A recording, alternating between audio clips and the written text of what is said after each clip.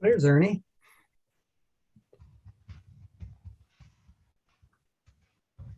How's the back, Ernie? I don't know if he can hear me or not.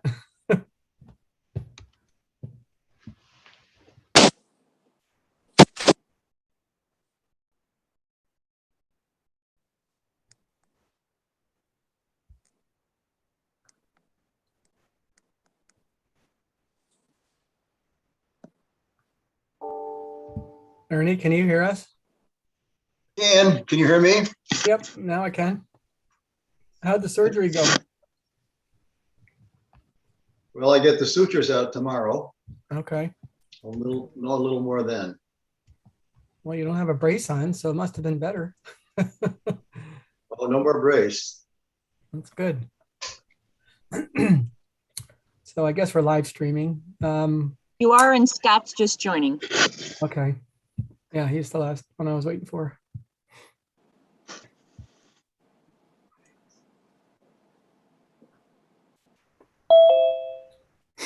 I see Wes's mug there. I don't see his live face, but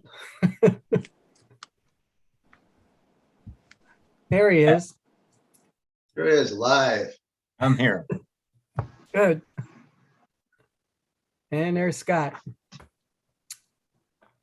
Okay. I think we can get started. Are we live streaming now, Susie? Yes, you are. Okay. So welcome everyone to the October 26th, 2021 Planning Board meeting. We had to do a Zoom meeting because of a conflict with the use of the town hall for early voting. So that's why we're live streaming. We love to be live in person, but that's the way it is today. So with that, we'll start the meeting with the Pledge of Allegiance. If y'all find your imaginary flag. Pledge allegiance to the flag of the United States of America and to the republic for which it stands, one nation under God, indivisible, with liberty and justice for all.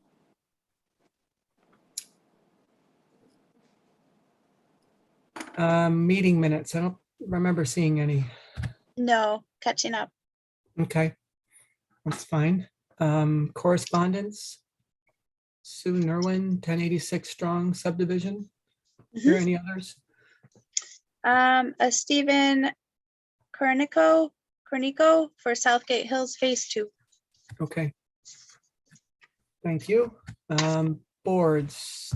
Mike, are you representing the town board or personal? Probably both. I don't think Ed is here tonight, so I'm just going to see the outcome of the other vote, but I'm going to represent the board. Okay. Anything to report from the town board's perspective? No, I think we're good. Okay, great, thanks. Not seeing anyone from other committees, and I know that Kim is not on, so Lisa, next meeting? So your next meeting is November 9th. It is back to in-person. You have Bristol Garden Growing Greenhouses at 743 State Route 96. Applicant is requesting approval to construct 4 greenhouses, 24 by 140 foot long, and 5 greenhouses 24 by 120 long for growing flower and vegetable plants. Wendy's minor subdivision at 7473 State Route 96. Applicant is requesting approval to subdivide 5.69 acres into 2 lots, which would include the Wendy's restaurant where it currently exists. Pet Pride Edition at 7731 State Route 251. Applicant is requesting approval to construct a 3,100 square foot addition to the existing facility. And your last one would be Watson Pole Barn on Dryer Road. Applicant is requesting approval to construct a 2,000 square foot pole barn for personal storage and any carryovers. And there are 2 items on tonight's agenda that are not going to be reviewed at their request. Van Bordo parking lot expansion was tabled until the November 9th meeting. And the 1086 Strong Road subdivision is tabled until also the November 9th meeting. So the agenda then has 4 items. First item is a Guinan major subdivision. The public hearing for this has been closed. So we have discussed this at length at the last meeting that they appeared before us. And there was some discussion about an agreement with the owner in lieu of actual easements for open space. So is there anything that we need to hear from the applicant this evening? Hi, this is Diane. I'm going to leave my video off because of the reception of where I am tonight. I don't have anything new to add. I think I want to say first that I really appreciate the last meeting, the time that the board took to consider the proposal and talk through it. I've been other places where groups aren't so good at taking the time to discuss it. I really appreciate that. I won't go over what we're asking because I think everybody's clear on that. But I'm hoping that we can accept the proposal as is. I think it will achieve the goals by protecting the creek and the wetlands merely by the fact that they will be protected by state federal legislation already. And then the 25 acres that are marked off for set aside space. So unless we have the applicant for the site or the prospective landowner and for the site approval and the engineer, if there's any questions from the town or questions from me, I'd be glad to answer them. Oh, great. Thanks, Diane. So Wes prepared a resolution, but I think Wes, maybe you need to introduce what we've discussed since the last meeting and where we are with that. Yeah, so I do have a draft resolution prepared for the planning board to consider. One question I might have for the site plan for the Marks Engineering regarding the site plan and the septic system. So the latest piece of correspondence that we received is that the septic has been sent to Department of Health for review, and I'm just wondering if there's any update on that, if they've heard back from Department of Health or not.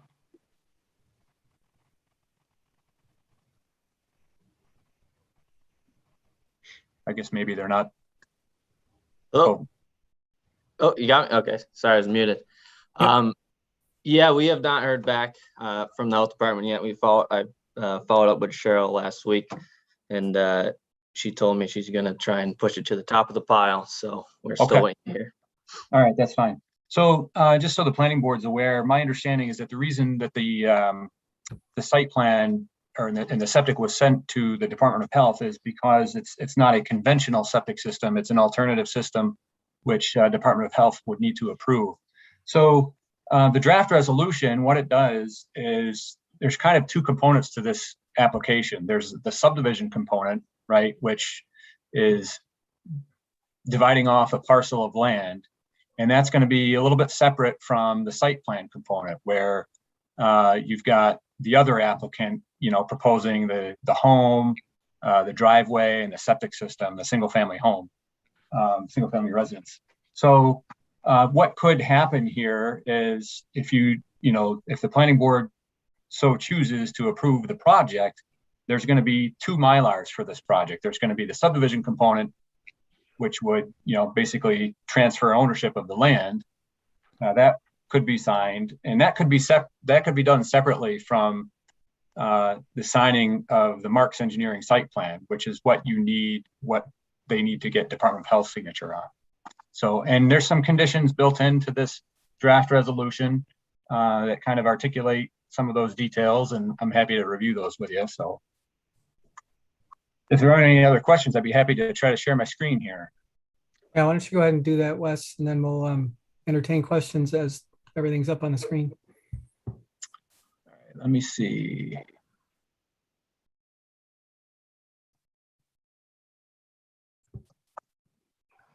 All right, so that's the latest draft resolution. So before we get into that, Wes, Al, do you have any questions for the Yeah, applicant? or just, for yeah, Wes? just more of a question around the open space set aside agreement that was in our packet. Is that somehow referenced in this draft resolution to memorialize the content of that set aside agreement? So in the resolution, there is some language in here referencing, let's see, the 50% open space. And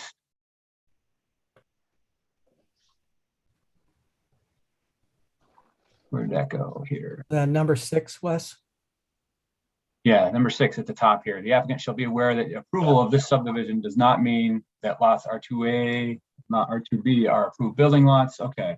Oh, number 7, that any future 7. subdivision lot R2A, the 62-acre parcel, will be required to also comply with open space requirements found in section 21146 of the town code. Therefore, 50% open space for lot R2A will need to be provided, which cannot take into account the 50% that's being provided here with this particular application that's being considered today. Yeah, which again, I'm fine with that language. I guess I'm again just specifically referencing The there was agreement. an open space set aside agreement that a lot of time and energy went into creating, and I'm just wondering, is that part of this approval process, or was that just a draft exercise that doesn't get incorporated? Yeah. So I think that's, Al, I think that's an important point, and we can build a finding into this resolution, referencing that agreement. Because I don't think it's in here already. We just make it another like number 12 whereas or something? Yeah. Nope, 14. 14 maybe. Sorry. I think it needs to be shown on the plans graphically too, as well as. So in text there's form. Scott, if you've seen the I think there is an updated subdivision plat, and it shows the meets and bounds. There's a chart on the top right of the subdivision plat showing the meets and bounds of the open space area. Right, but I'm just, in looking at the map, I see that, but what I think would be really helpful is a call out on those courses that are identified, that we show the courses, but that those courses aren't identified, at least from what I can see looking at this drawing, as being, defined in terms of an open space easement, a conservation easement, or whatever we've determined it can be. I see them as courses on there. All right. Okay, I follow you. And then a related comment on the site plan drawing, which I think is supposed to be based on the same information. On sheet C200, we've got a 75-foot buffer, which I believe is coincident with these courses, I think. But I think it would be very helpful for those looking at these plans as things progress from here to know where the open space easement or conservation easement is, which I think agrees with that. There are many, many lines on C200 because it is a grading plan. And I just think, given all the discussion we had on that particular item last time, I think we should graphically well define it in addition to the text that you're talking about. Okay. Is it that there isn't actually an easement on the plans, Wes? I think it was more of the agreement outlines that is left or set aside as open space. I thought there was some particular language that was pretty well defined. On the I guess. plans? No, it was within the agreement. I thought that it didn't refer to an easement. So as far as I know from Kim, the agreement has been okayed by the town attorney. And it does not reference easement, right? The term easement. It's Right, more of an right. agreement. It'll be filed in the county clerk's office. And I think, I do like Scott's point about having each of the plans, both the site plan and the subdivision plan, reference, that agreement.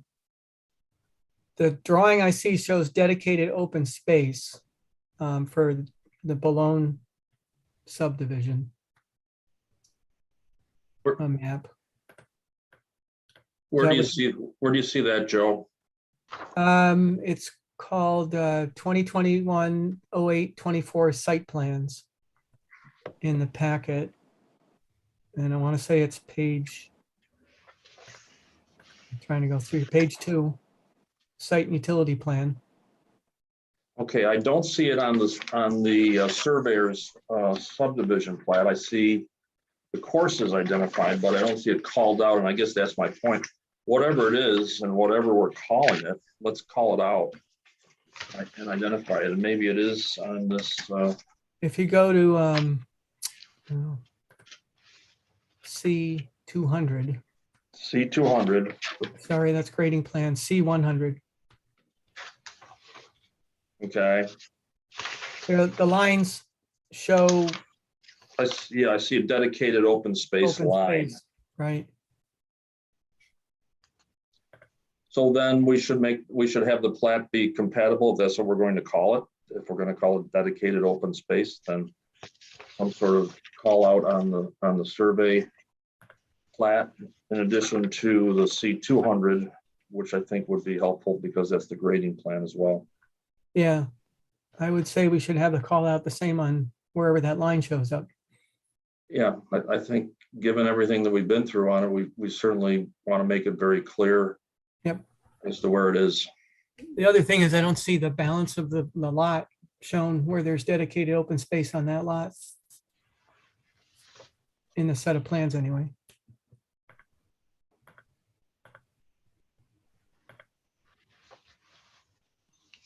I just have a question. Yeah. I have a question.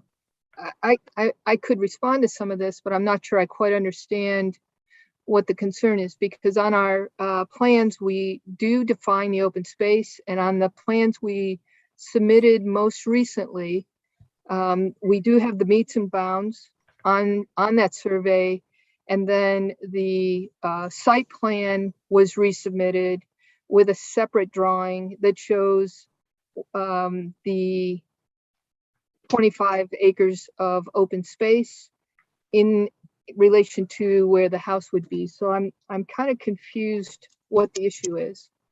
We're just asking to have it identified, have it called out in a more defined way, that's all. Scott, if you look at the actual survey map that's stamped by Kevin O'Donohue, is it? Yeah, They do call the hatched area denotes open space requirement. On the left side, lower left side above the signature and references. It says hatched area denotes open space requirement, 25 acres. okay. So I it see is on that. the actual Okay. survey map, so.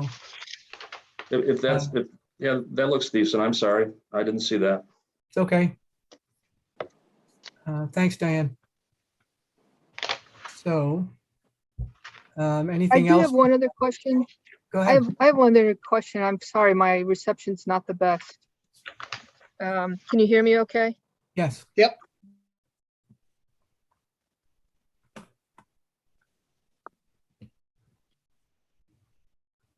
If Well, you're we did. talking, nobody can hear you.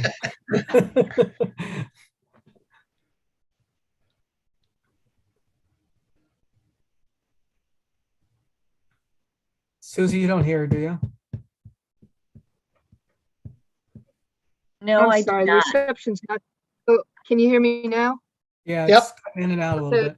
I'm gonna try to get it as quickly as I can. I'm kind of curious about, I didn't get this draft resolution ahead of time. My understanding is that the 25 acres satisfies the requirement for a single family home on both the 62 acre and the 50 acre. If somebody was going to create a development, that would make it a different issue, but not the ability to put a home on the 62 acres. I'm not sure that's what I'm reading in that resolution. Can you help me with that? So the condition, the way it's written, if the 62 acre parcel is subdivided in the future. So if there's another subdivision, so this wouldn't necessarily mean that if someone wanted to construct a house on the 62 acres, there wouldn't need to be another open space set aside. It's only if the 62 acres is subdivided. Okay, and I think it is something that we can live with tonight, but I think it's something for the board to discuss more, because if we had a developer who just came in and wanted to develop that whole area, that 50% has been taken care of. But if every time you subdivide, you give 50% and then you give 50% and you give 50%, it adds up to more than 50%. So my intention, my hope, my prayer is that we'll sell the 62 acres to similarly to the 50, and we'll have a single family resident person. But you know, what's really been a troublesome matter at this is we're not developers. And if we were, this would be a non-issue, right? Because the 50% would be taken care of by the developer in this development. But if you just keep subdividing, you keep getting charged 50%, so at what point, I mean, is every time somebody has been subjected to 50%, if that landowner then subdivides, they give up another 50% and then they give up another. So I think it's something for consideration. Yeah, Diane, this project has certainly brought, shed some light on this particular issue, the 50% open space issue for major subdivisions. So we've actually already met, the town staff and we met last week to talk about this, to find not necessarily a workaround, but a way where, try to find a process whereby, you know, we don't run into this again, where we have just what seems to be like a minor subdivision, right? You don't have public infrastructure involved here. So we're working on that, and we're actually meeting again tomorrow. So I definitely appreciate that, you know, you're still concerned about it, even though your project seems to be moving forward. So we'll be following up with the planning board probably in several weeks on what our thoughts are and what a suggested approach might be. Thank you.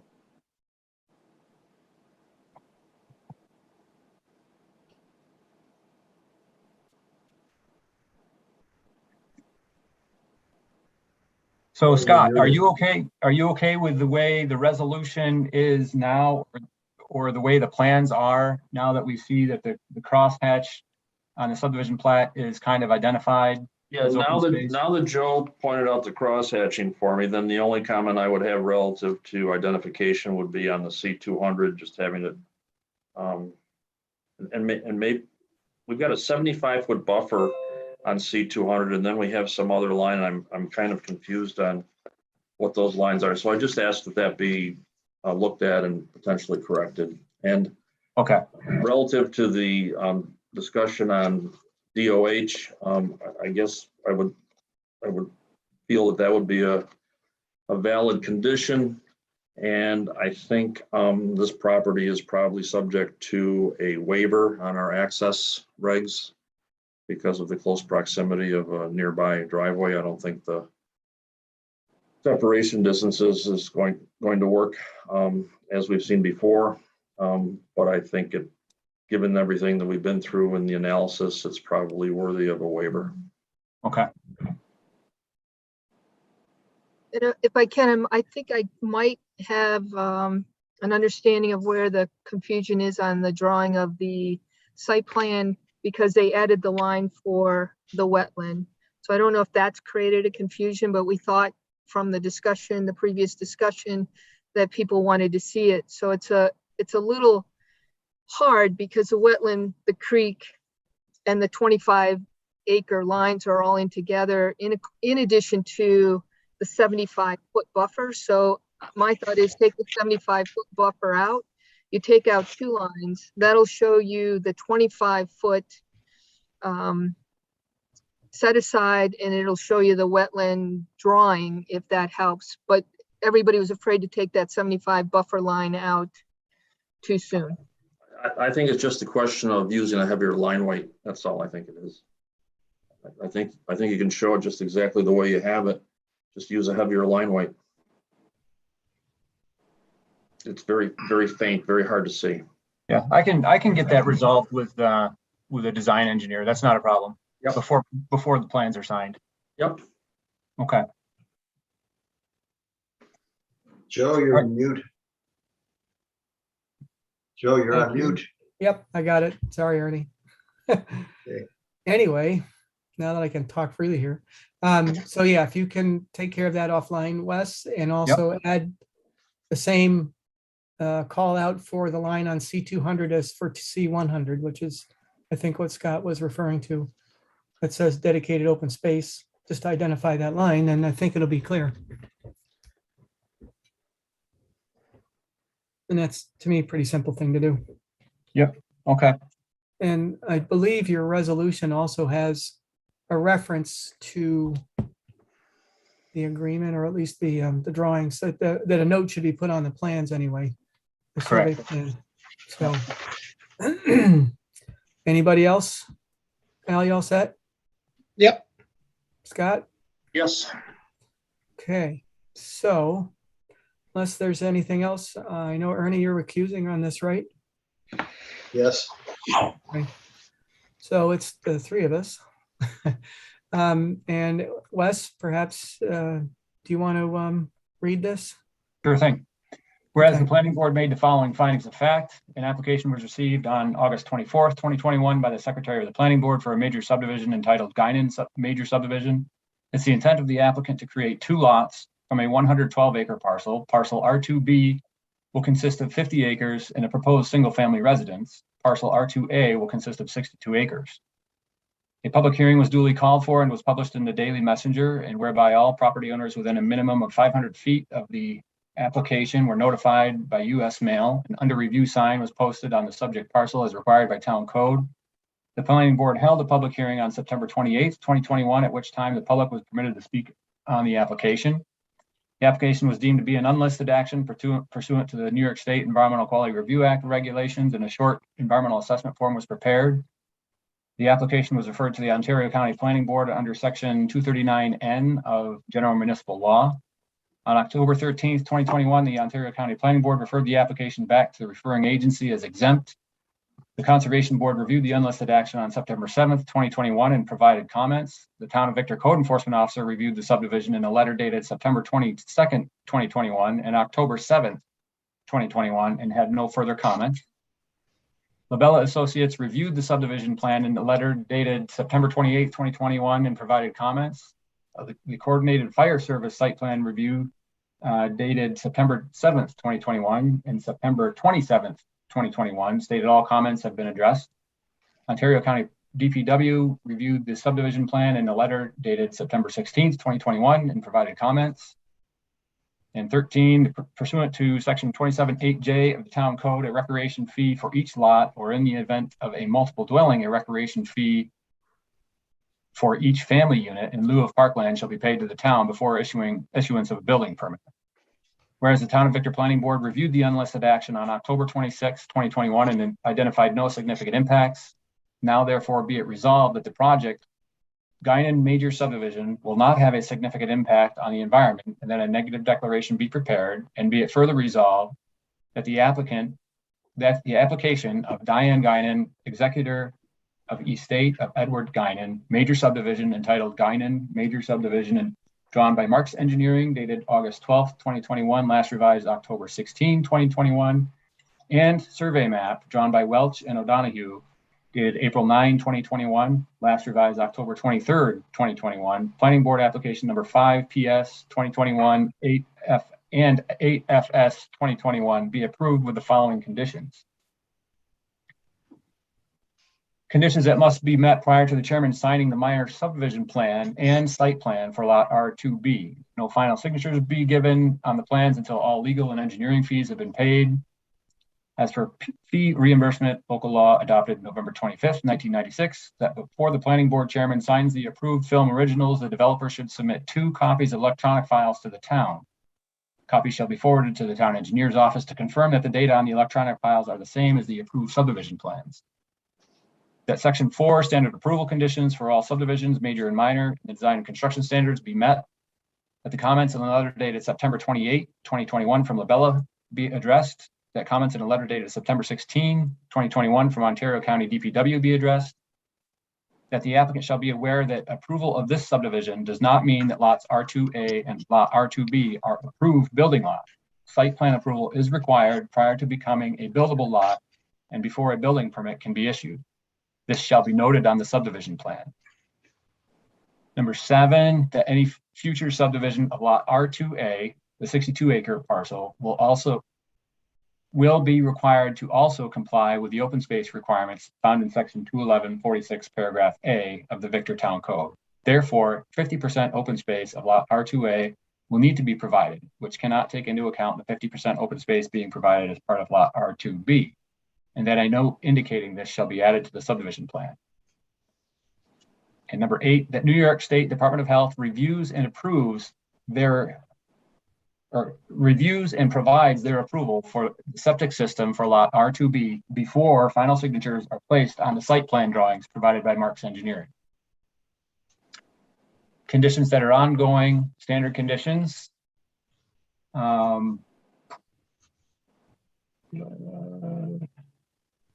Number 4, we got 3 that are standard, and then number 4, a highway work permit is required before any proposed work within the county highway. And be it further resolved that the planning board secretary distribute the planning board's approval letter. Now, Scott did mention that this is likely a project that would require a waiver from the access management standards for driveway separation. So we can add that in there as well if you so choose. I think that would be reasonable. Okay, I'll add that in there. You guys okay with that, Al, Scott? Yep. Yes.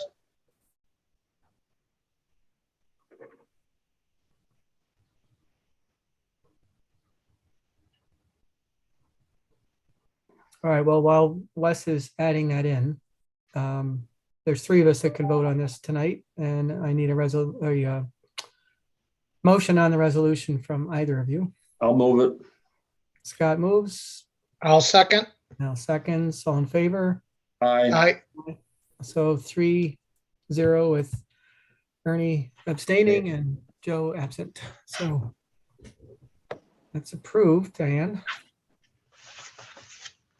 Again, if I can just take this opportunity to say thank you. I've worked with other boards in other towns, and so I just want to express appreciation. I think that it has been a long process. You've been patient, you've listened, you've talked. I think it and taken into consideration, and I very much appreciate that, and want to thank you on behalf of the estate, the prospective owner, and I think the residents that will be living in that area. So thank you very much. Well, you're welcome, Diane, and I personally felt you've been very professional about it, as well as certainly very approachable. So good luck with the subdivision. Thanks so much. Okay. Moving on, item 2 is Highline Park. We have an open public hearing on this application, and I believe we're going to be discussing part 2 of the EAF. Is that true, Wes? Yeah. EIS?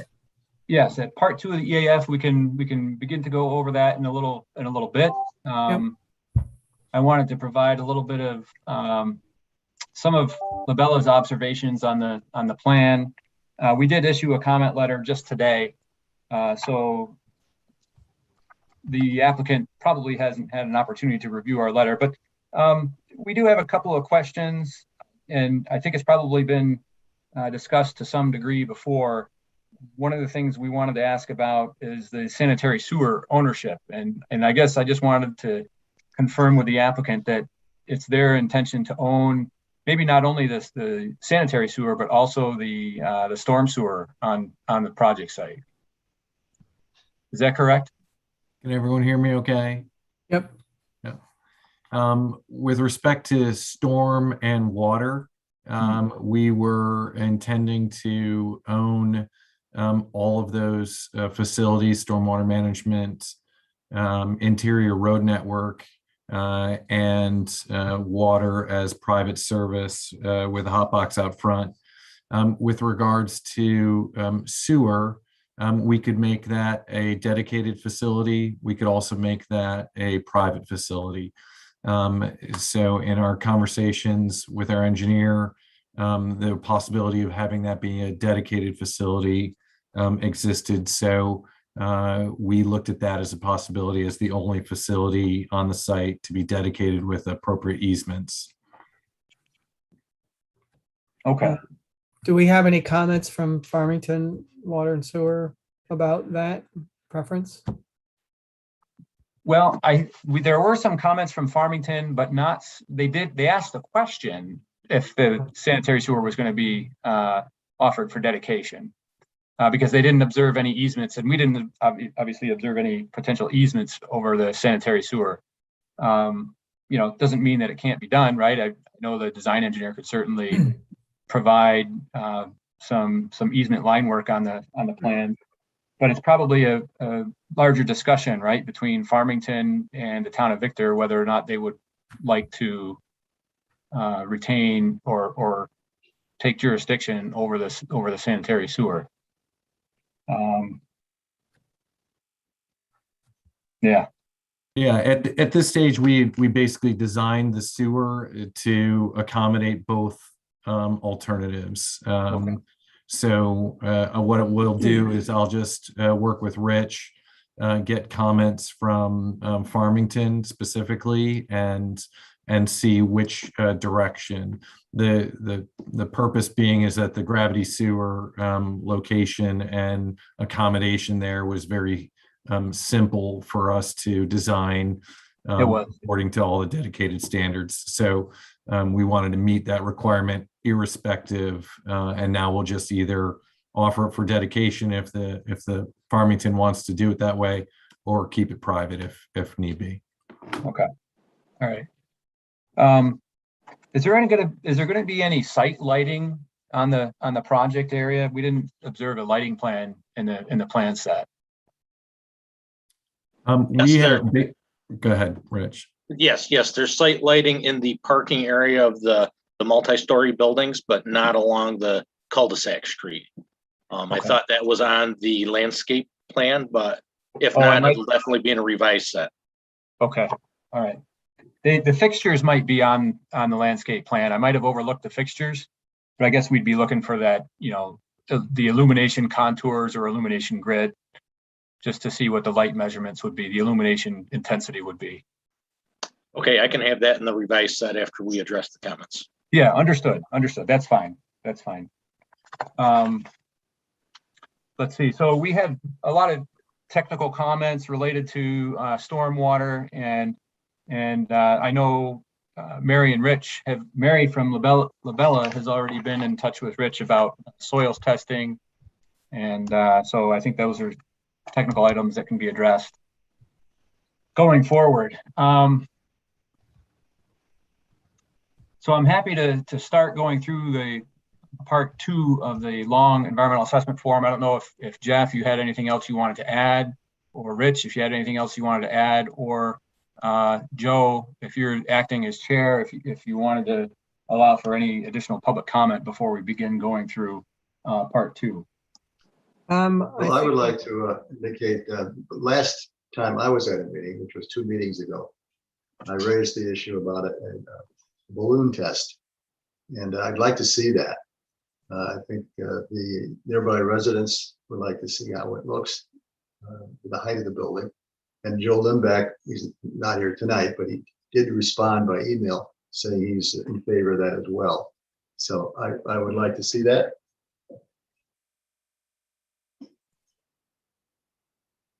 Okay, Ernie, in our last meeting, just to try to address that, we did provide all of the elevation detail, cross sections of those elevations, and we also now have the building exact footprint and height. So I was able to discuss with the board that our building height for the multi-story building comes in at 40 feet 2 inches, which is basically 5 feet above your standard 2-story building element. We did that specifically for the comfort of the board, as well as to address any of the concerns that the residents had with regards to building height. We went with a much lower profile gabled roof so that we could achieve that nominal differential between a 2-story and a 3-story building height parameter. So I'm happy to supply that information specifically to you. We also have the renderings of the front elevations, which complete the whole perimeter. It's not just the front elevation, but that building style goes around the entire perimeter.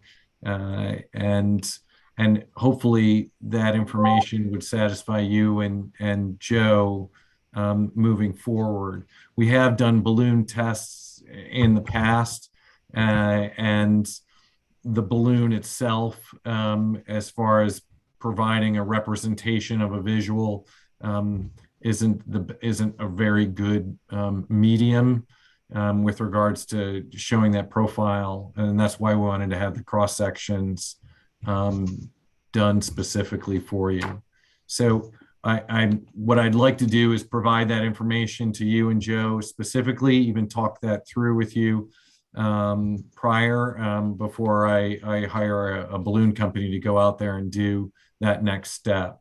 This is from the prior presentation. I have found in the past that balloon tests are very helpful to the residents to see exactly what the height is going to look like from their point of view. So I would once again ask that that be done. Susie, are we getting any comments regarding that particular issue online? No, there are no comments for this application. Okay. Well, I think I'll still go with my original feeling was we should probably go through the EIS, and then I'm sure that may generate some other public comments and allow people to consider things we were talking about as well before we end the discussion on this particular application tonight.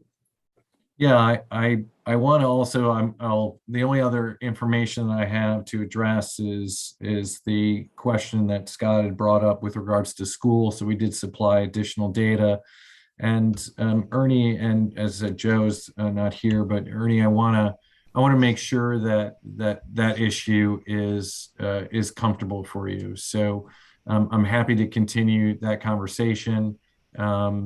And I know it was is a top public concern. I want to make sure that it's addressed appropriately. So I'll take your guidance as we move forward. So the only other new information that we were responding to was some comments from Scott with regards to school and impact on school. So in response to that, I reached out directly to the school district, spoke to their local coordinator, Maureen Goodburlett, and had the school provide direct data of the school district and the school capacity with regards to school children. So the first slide, the one right before this one, I apologize. This shows actual school enrollment data from 2012 all the way to 2026 for the Victor School District. And what I did is I highlighted 4 arrow positions on this chart, which actually is showing basically enrollments back in 2013, 2016, and 2018 that were at total school enrollments of 4,331 is their 2018 high watermark. And actually the school is experiencing a declining trend. You can see that declining trend extend from 2019 outward, and nearly every school in the Monroe County area and the Ontario County area is actually experiencing this declining trend, and is now in the unfortunate position of having to reduce schools and reduce staff. And in fact, Farmington is is at least preserving the degradation of those school district trends. And so you can see, although the school is in a declining trend, it restabilizes right around 2026, but it is not in a scenario where it is being quote unquote overrun from situations or class sizes that it's been in prior. So that was a good news scenario in that actually Farmington is helping in actual fact stabilize the Victor School District, where other school districts are facing decreasing enrollment, significant decreasing enrollment. We then went to the apartment complexes in the Victor area, and I also reached over into Parrington area, and we did analyze 543 apartments just to get an understanding of how many school students would be in an apartment complex. And that total across all 543 apartments was 30 students, which gave a ratio of about 0.05 students per unit. So assuming that ratio continues, this project would generate 8 students in total. So again, a non-impact on your overall school district. And we don't know, because we couldn't analyze the data. There's no way of knowing where those 8 students come from. So even under the assumption that all 8 students are out of district, it would be a nominal overall impact on the school with regards to its providing service. And then if you look at the next slide, I asked them to supply student-teacher ratios, and you can see their projections right now. I took all the forward projections that the school had. And again, this data is supplied directly by the school district. These are not my charts. And their student to staffing ratios all stay identical through their forward horizon of 2026, basically at 13 students per staff ratio. So no impact on staffing, no impact on student or class sizes through the district. And so I wanted to provide that information to the board as well, because we'd received that question from Scott. I appreciate what you did there, Jeff. That's very helpful. I would not have expected the data to look like that, but I didn't either. Yeah. I was thinking Farmington was adding a lot more kids. Obviously, we're in the business of demographics, but I think what it's doing is it's leveling. That's the conversation I was having. It's really leveling the declining trend of people just not having as many kids in the districts any longer. Thank you for that. Sure. Jeff, what's your anticipated build out of all of the units on this project? What year? I'm looking to break ground in either the latter part of next year, would be the earliest, and therefore construction and in service would be the 2023 year for the first capacity of the project. And as I mentioned, all the townhomes would be built simultaneously with building 1. And then really building 2 and 3 would be built simultaneously in the subsequent year of 2024. Okay. From a timing perspective. Yeah, just curious how that fit in with the school district's numbers that you were just showing us. So thanks for that. Sure. Wes, anything else that you wanted to highlight? No, I don't think so. Not right at this point. maybe when we get into the EAF, we'll have some other topics that come up for discussion. Okay. Anybody else on the board? Questions? Val, Scott, No. Nope. Ernie? I was just to repeat my wish that there was a balloon test. Okay. Sure. All Joe, right. I have a couple comments from YouTube, but I don't know if you want them now or do you want them later? Yeah, go ahead. Okay, a Mike Copeland from Brace Road. He would like you to include the balloon test. He agrees with Mr. Santoro. And then he was curious when you were talking about the charts about school students, does that trend take into account the rate of future growth in Farmington? And then the other comment was from Dave Wright, 33 Ketchum Street, wanting to know if there's been a proposed date for a site walk of Highline Park yet. And that's it for right now. Okay. Jeff, do you want to address those? With respect to the school district, I don't have an answer with regards to Farmington, whether their Farmington growth is in their calculation. So I'll reach out to Maureen as far as how they're overall collecting the data and report back to the board on that. Okay. I don't want to speak for Maureen on their actual analytics. With regards to the site walk, I'll reach out to David. We have not planned that site walk yet, and I'll reach out to David directly. I would expect it to be within the next week to 2 weeks. Okay. And just let Lisa know that, and so she can let the board know when it is in case anyone cares to take that walk as well. Okay. Thanks. Ernie, anything else?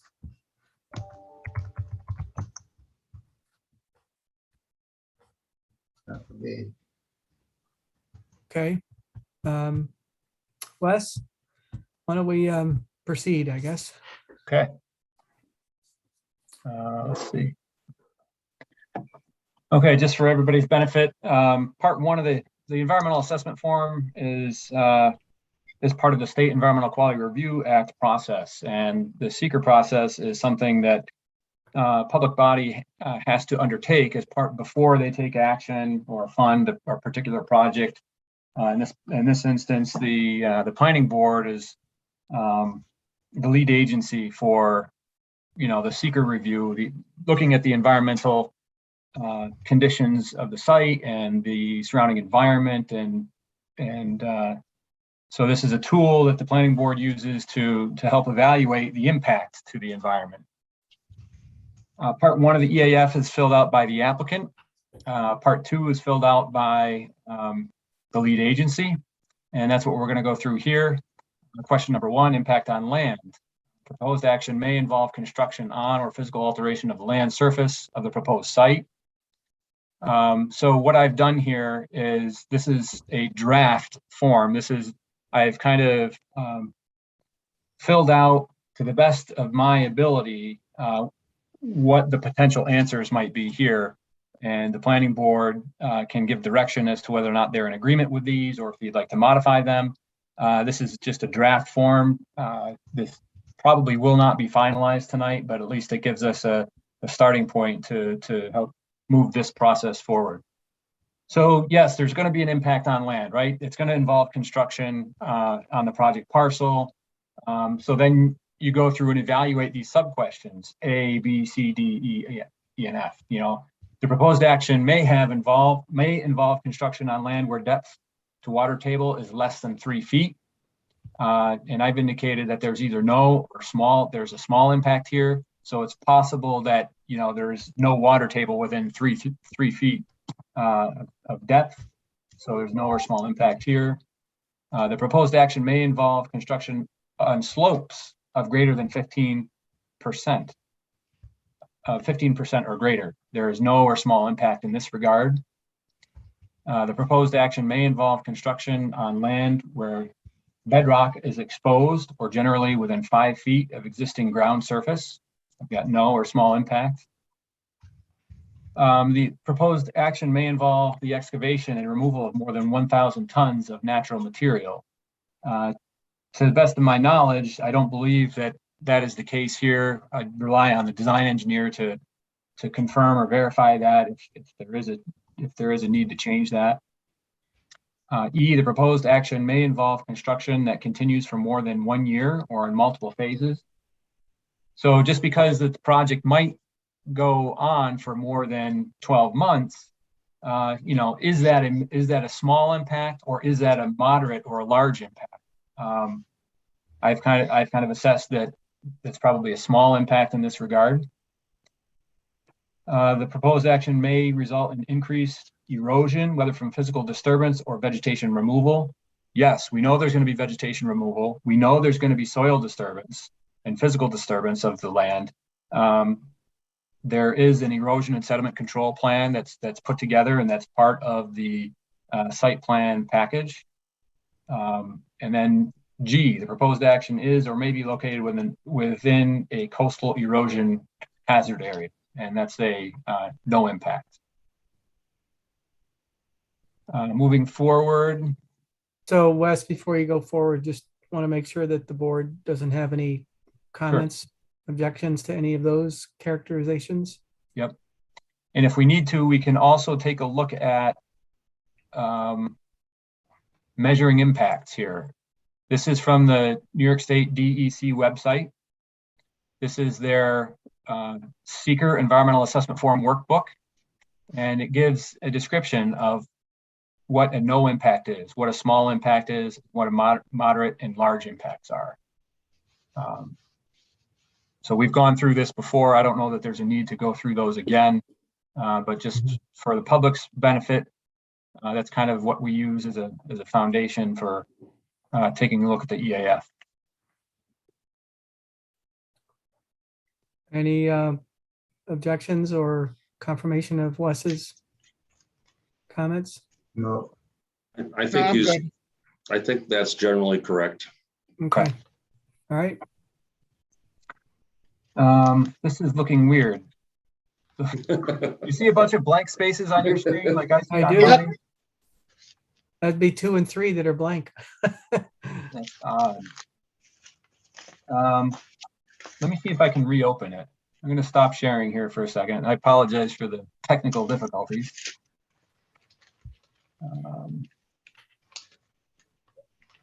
Did you forward a copy of this to us, or is this just on your computer? Nope, this is just on my computer. Yeah. Okay. Well, yeah. Good to- All right, let's try this one. Once we're done with this, just send it to the board so we have it. Will do.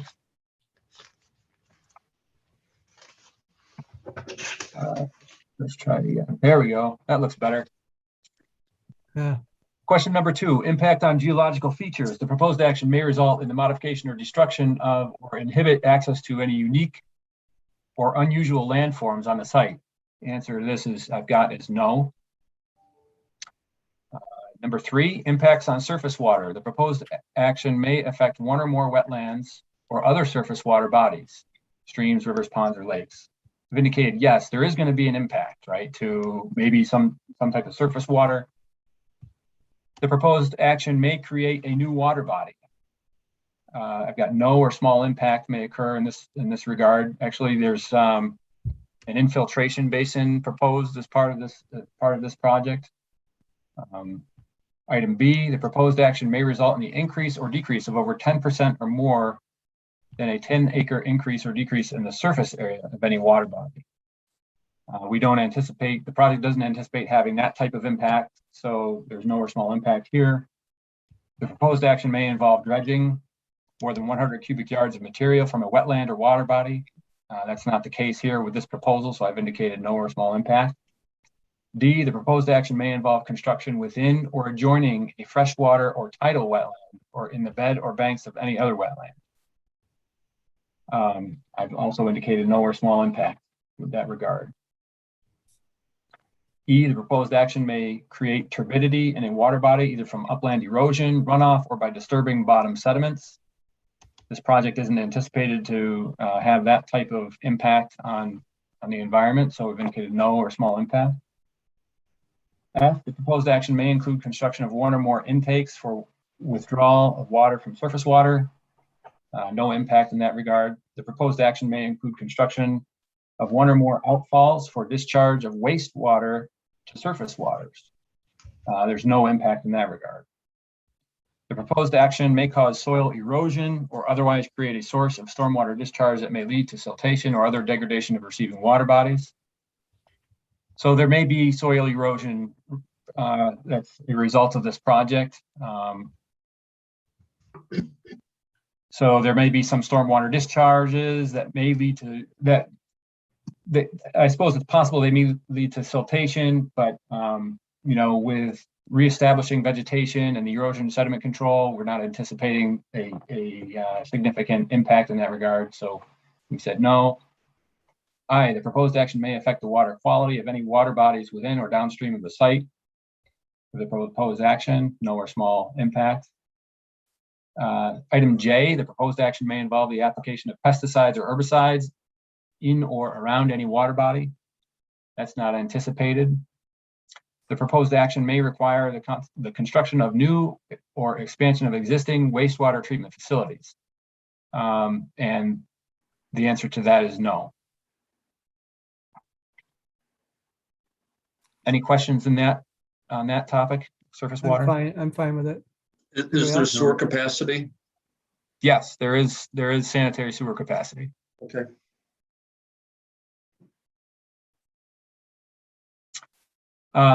Just for reference, the sanitary sewer flows of this project will be sent to pump station 28, which is in front of Wendy's. That pump station was redone as part of the 2018-2019 capital project, and it conveys the wastewater through the brand new sewer trunk line that goes along the Auburn Trail. So that shouldn't be an issue at all. Number 4, impact on groundwater. The proposed action may result in new or additional use of groundwater or may have the potential to introduce contaminants to groundwater or an aquifer. And we've said no. The project's not going to use groundwater, and it doesn't have the potential to introduce contaminants to groundwater or an aquifer.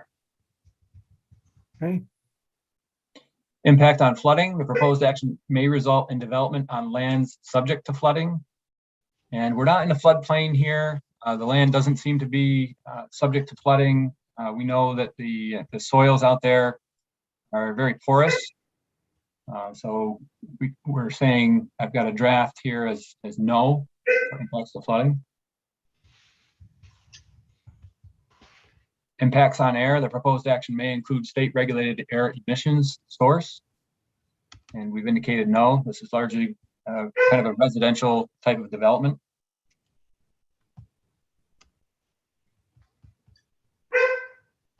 Al, you might want to mute your microphone. Dear dog. I just got to it. So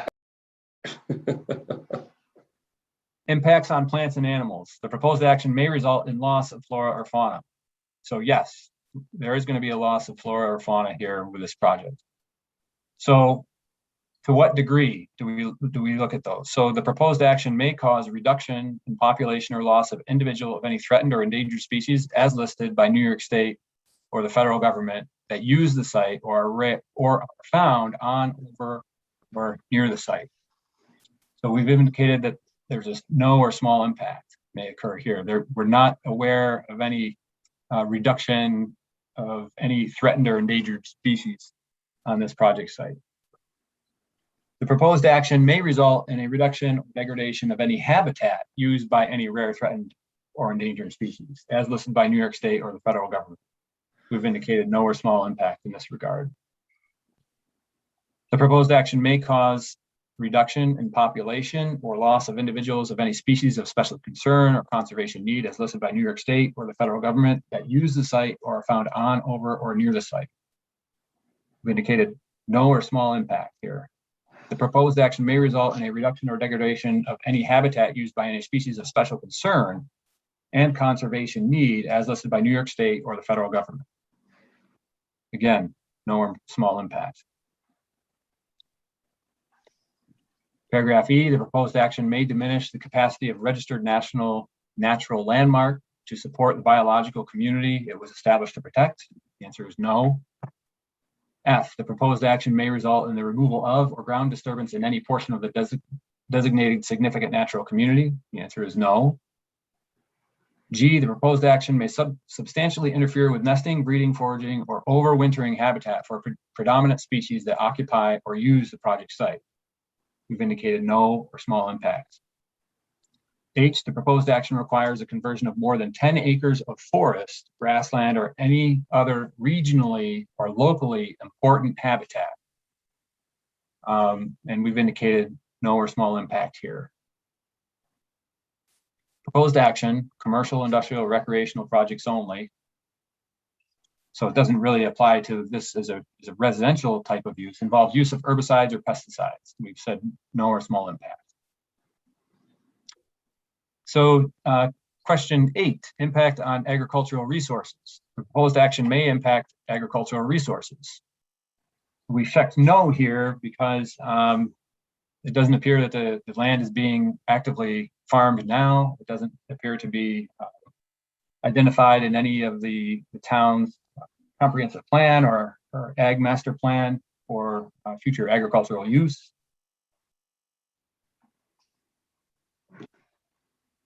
Impact on aesthetic resources. The land use of the proposed action are obviously different from or are in sharp contrast to current land use patterns between the proposed project and a scenic or aesthetic resource.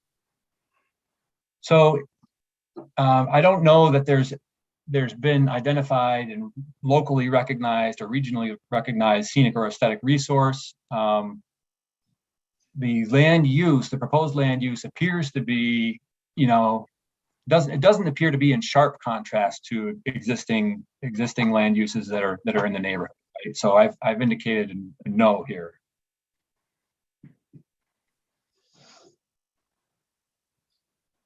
Impact on historic and archaeological resources. So I've indicated yes. The proposed action may occur in or adjacent to a historic or archaeological resource. So there's mapping available, which identifies the potential area. I guess through the CRIS system that there is potential historic or archaeological resource within a regional area of the project site. So the proposed action may occur wholly or partially within or substantially contiguous to any buildings, archaeological site, or district which is listed on or has been nominated by the New York State Board of Historic Preservation for inclusion on a state or national register of historic places. So it's not wholly or partially within any of those areas, so I've indicated no or small impact. The proposed action may occur wholly or partially within or substantially contiguous to an area designated as sensitive for archaeological sites on the New York State Historic Preservation Office archaeological site inventory. So I've indicated no or small impact here as well. And the proposed action may occur wholly or partially within or substantially contiguous to an archaeological site not included on the New York State Historic Preservation Office inventory. I've indicated no or small impact may occur here. Was there a letter that came from Chris indicating no impact? So I don't think we have a formal letter from Chris. That's something that we can provide as backup moving forward with the seeker process so that this item 10 has information to help substantiate this information, right? We looked at the online mapper, and I don't think we have anything formally from Chris, however. Can I add something, Wes? Yeah, could you? As part of the conserve project, there was a phase 1A/B archaeological that was done on the site. That report was filed with Chris. They had cleared the site for that. I believe we may have just recently got in a letter for our own project indicating no impacts. So I'll make sure that that gets provided to the town. Thank you. Thanks, Rich. So Wes, would this then be no? Not yes? May occur in or adjacent to historic. I guess potentially that might be no. I guess I'd want to see the Chris correspondence, Yeah. right? Because you check no on those three items. Right. The closest archaeologically sensitive might be the house by the car wash. It's about the oldest building around, maybe in the hamlet, the Yeah. Fishers. So I just don't see that anything being significant right there unless it was part of Okay.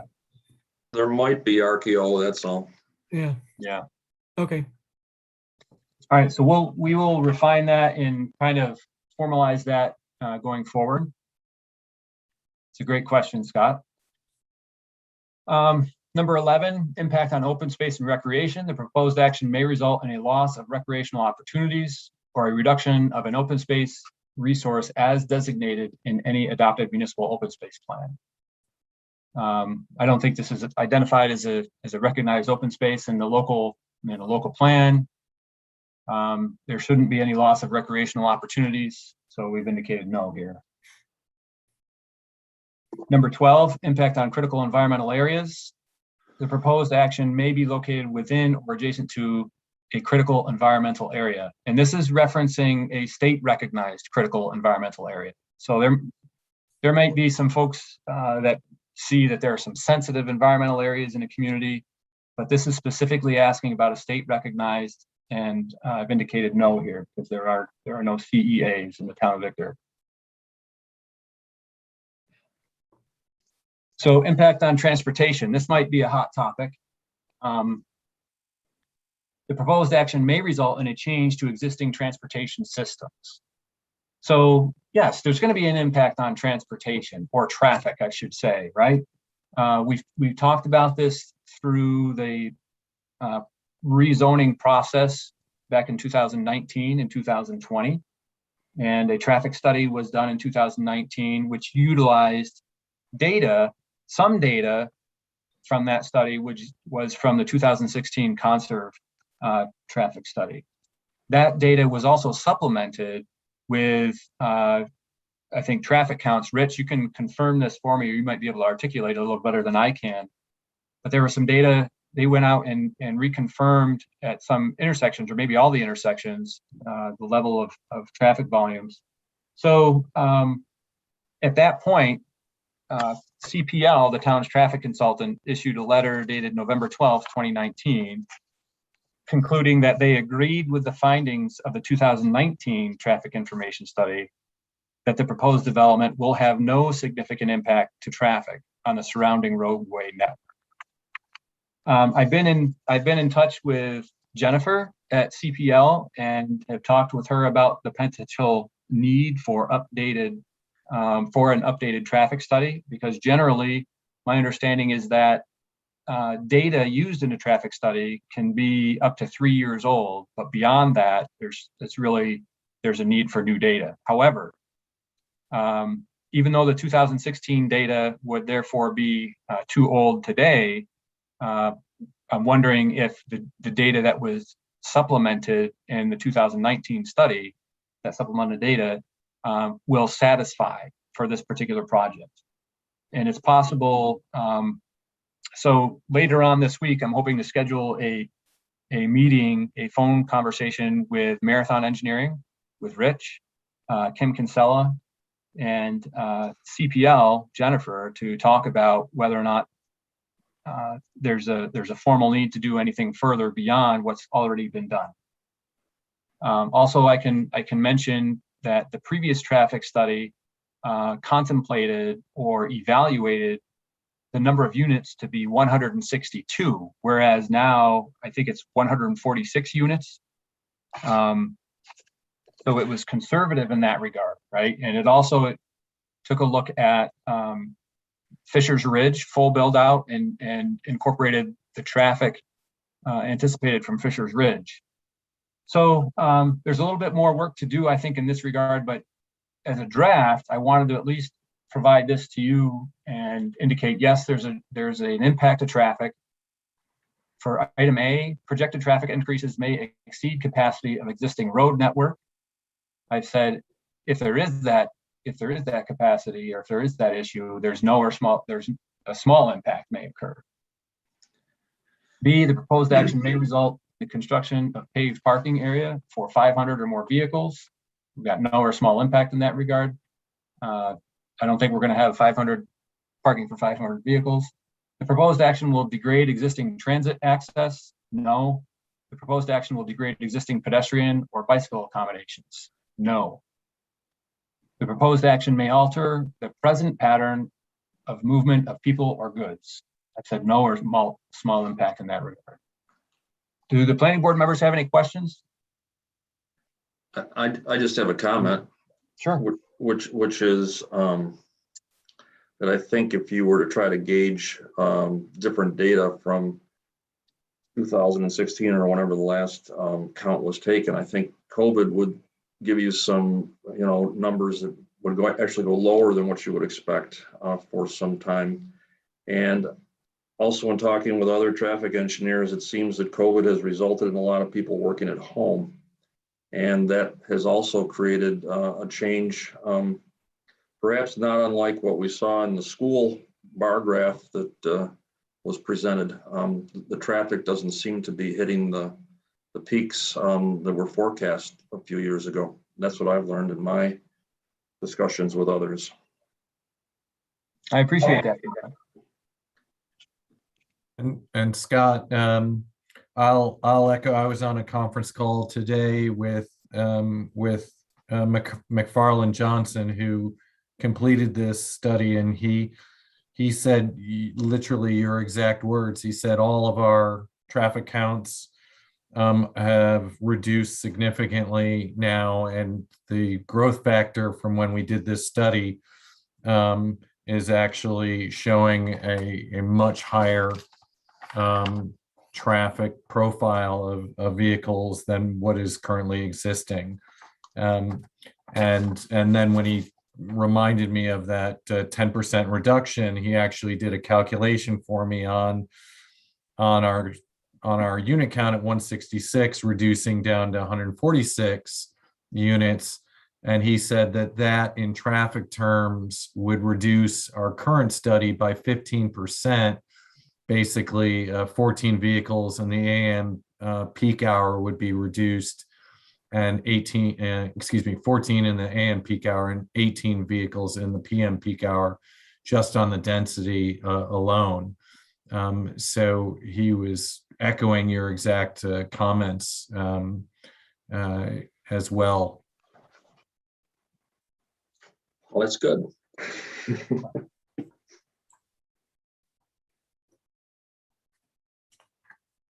Any other comments from any other planning board members on traffic at this point? Nope. Okay. Nope. Susie, any comments from the public to date here? No, there are no other comments at this time. Thanks. Okay, number 14, impact on energy. The proposed action may cause an increase in the use of energy, of any form of energy. The answer is yes. The proposed action will require, will have additional demand on energy sources. A, the proposed action will require new or an upgrade to an existing substation. No or small impact. I'm not aware of any that this project is going to require any new or upgrading to a substation.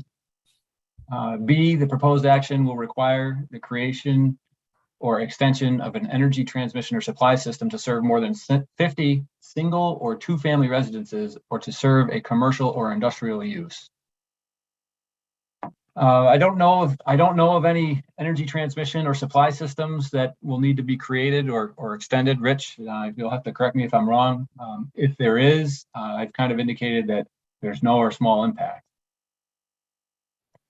Everything is available in front of the site, so we aren't expecting any main transmissions that need to be added to bring the energy to the site.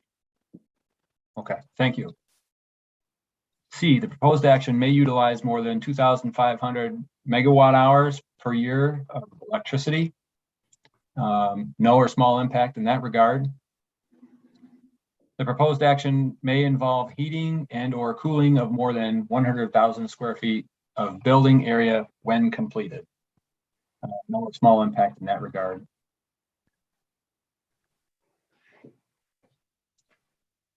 Number 15, impact on noise, odor, and light. The proposed action may result in an increase in noise, odors, or outdoor lighting. We've indicated yes. The proposed action may produce sound above noise levels established by local regulation. There may be an increase in sound levels, certainly during construction. Probably once construction is complete, I would anticipate that the ambient sound levels would get back to what they are currently in the neighborhood in general. B, the proposed action may result in blasting within 1,500 feet of any residence, hospital, school, licensed daycare center, or nursing home. I've indicated no, there's no blasting that's anticipated to occur here. C, the proposed action may result in routine odors for more than 1 hour per day. That's not anticipated with the proposed residences. D, the proposed action may result in light shining onto adjoining properties. I think based on the description from what I heard from Rich earlier, indicating that there's some parking lot lighting where the 3-story apartment buildings are, I wouldn't anticipate that there would be any light shining onto adjoining properties.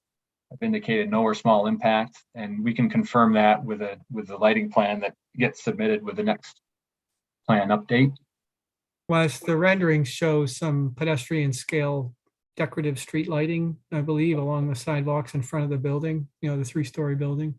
Yep. But I don't remember seeing anything like, high mast lighting, not high mast, but 25-foot lights in a parking area or anything like that. But Yeah. So, And I think as the developer and Marathon Engineering have said in the past, and as you can see in the plans, right, there's a lot of vegetation around the perimeter of the site. Mhm. So I think that's really going to help with any, that would certainly prevent any light shining onto an adjoining property. Yep. Can you tell me what routine odors are? Restaurant odors, or if there's a manufacturing facility, or maybe beer processing. So sometimes you go.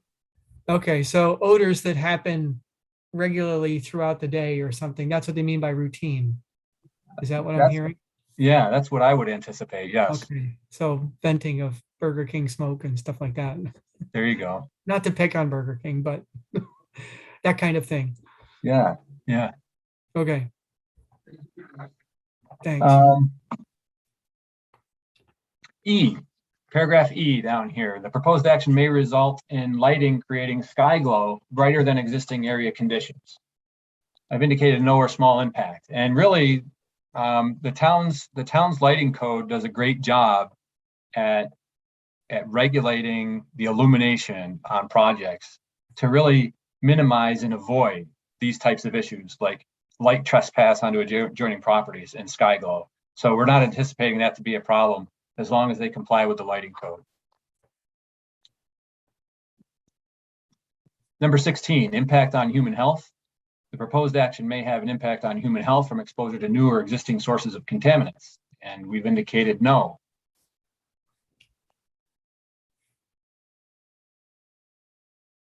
(17) Consistency with community plans. The proposed action is not consistent with adopted land use plans, and we've indicated no. Generally, it is consistent. It's consistent with the existing zoning now, although the zoning has changed, right? It changed from industrial to this PDD, which is going to contain residential uses.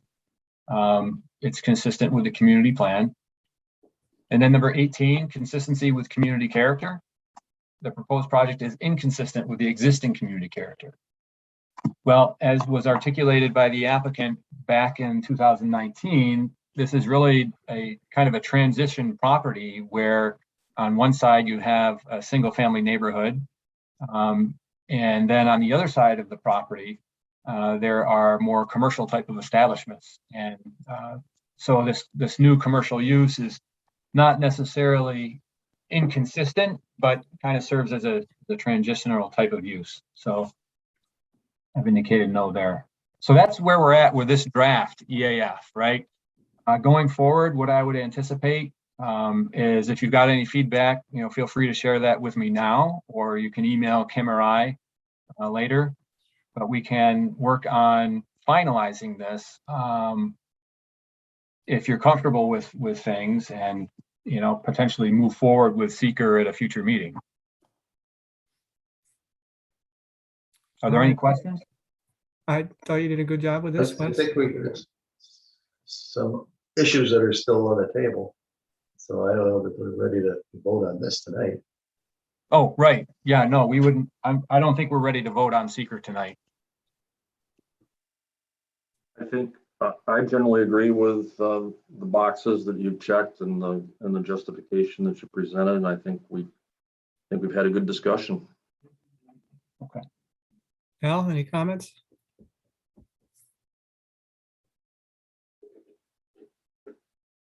Sorry, I had to get to the mute button. No, I'm all set, thanks.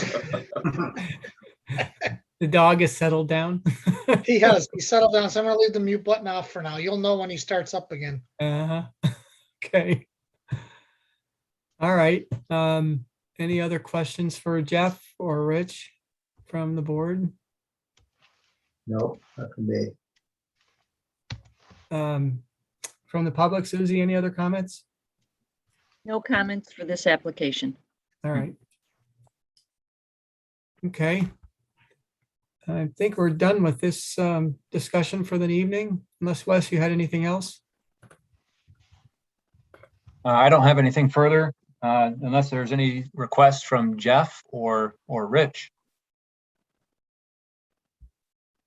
So I wasn't sure if process-wise, if public hearing was going to stay open or if we were closing that at this stage and then moving on to any of the board issues at the subsequent meetings. I think that was the only process question I had. That's a great question. So Does public anyone- hearing remains open as of now. Do you want to close the public hearing? Not having heard any further comment from the public, I think we vetted it pretty thoroughly. Any other comments from the board or preferences? Do you want to reserve public comment until you have your balloon experiment? If we, Well, I don't know if we have to hold everything up for that, but I would like to see that before we get much farther. Because the weather is going to change like it is right now. And I think it ought to be done soon. yeah. Okay. Jeff, you wanted to talk to Ernie and Joe about that specifically before? I mean, I do. time. I would like to just do some specific research on that, in the field, talking with an organization that does balloon testing and at least be able to provide all of that data to the board for your consideration on the site. That way I'm presenting all the facts that I can with regards to that balloon test as well. So I just need to do some research into that. I have not, I've only seen in my history one of those done down on Canandaigua Lake. And as I mentioned, I know the profile of this site with regard to going up and over the hill and the cross sections and our building height. And I just wouldn't want to get caught in the trap of reaching out to an organization that does balloon tests and they do that, once every X number of months. It's not a test an organization that I'm familiar with that I could say, okay, I can contact them and have them out in 2 weeks. So I don't want to misspeak in that category. So what I'd like to do is I'd like to just do that research very quickly with Rich, provide that information to the board, get your guidance on the appropriate next step, and take it from there. As I said, so I wanted to hold that independent to the public hearing process and see if we can at least get that close so I can respond to all the appropriate comments, engineering and public now in written form. all right. I do have a request, I guess, is regarding the site walk. I would suggest that perhaps you can put stakes in the ground where ends of buildings would be. Maybe at the peak of the building, make a center line from one end to the other, so you can get a, for the 3 apartment buildings anyway. Then perhaps, the neighbors can see how far away it is from their house to where that corner of that building is from a visual perspective, not just set of plans. If you had a balloon there, you'd see how tall it was at that spot. And, if you end up doing a balloon test, at least you know where to go to set up a balloon. So. Well, we've Yeah, had that's other a- projects where they've been balloon tests, and they've been very helpful. Mhm. They Right. did it on wasn't it High Point? They did it there? Yeah, Behind- yeah, they behind- did High Point. I'm pretty sure they did Commerce Park too, but. Yeah, it's where the tops of the buildings would be compared to the people Yeah. around them. Yeah, I think- as I said, I just haven't done them, so I don't want to comment, Ernie, until I dive into it. I'm not opposed to it. It's more a function of I need to do some learning there, and then I'll take your comments as well, Joe, on doing some infield staking, so that people can see where the building is. And we would need a grade stake as well, because the grading is obviously Yeah, going to be reduced in the area where the building footprints are. sure. Okay. Sure. We've had sidewalks where they've put particularly, showed where the center of the road is, for instance, on a subdivision and people can kind of see how things are going to look on the rolling property. In your case, be good to know where the buildings are going to be distant from the residences to the west. So, all right. Ernie, do you have a preference on closing the public hearing at this time? Are we ready to do that? I'm sorry, Are we ready to do that? I'm asking you. Pass the buck, why don't you? Sure. Well, I'm asking for. Well, we have more coming in, don't we? More, I mean, maybe it was the weather tonight that kept people, if they're home, they could join on Zoom. yeah, right. I mean, that's the only way to do it. Susie, anybody else piped in on this yet? No comments for this application. Okay. All right, well, I guess, Jeff, when we get questions resolved regarding the balloon test and things, maybe at the next meeting we meet with you, we can hold the public hearing open until then and then be done with it. That's a good idea. Okay, Okay, thanks, All right. everybody, this evening. yep. Thanks, everyone. Okay, Good job. Okay, bye-bye. item 3, the NIPA charging station at Victor Crossing. And who do we have for that presentation? Hi, Joe. Lauren Sweeney with Kimley Horn. Hi, Lauren. So if you want to, I guess, give an introduction to the project. Sure, happy to. So we're proposing the addition of 4 DC fast charging stations in the existing parking lot. So these charging stations are what are considered level 3 or fast charge. So top of the line of what's available today for charging. They're available for use by any electric vehicle. So Teslas or Nissans, any vehicle on the market can use these, and you can get a significant charge in 10 to 15 minutes and usually a full charge in about 30 to 40 minutes. So they're intended to get people on the road and get people moving and back to their business. These charging stations are being funded by NIPA, and NIPA plans to install, I believe, 800 charging stations between now and 2025. And the intention is to have them close to interstates and busy traveled roads. Sure. There is a similar station, a Tesla station over at Eastview Mall. They have, I think, 8 or 10 stations, if I'm not mistaken. Do you expect that they may want to expand this at some point? And is the infrastructure going to be in the ground already if they do? Sure, yeah. So the transformer and the pad that's adjacent to the transformer All of that is set up to add one additional charging space if that's deemed necessary in the future. So one more parking spot with a Ones that charger? ECs or- Yes, Small one, one more just- charger. Okay. Mhm. I'm sorry, Ernie, what did The you ones say? at East Mall are just for Tesla though. At least they were when they first put them in. Right, that's what they are.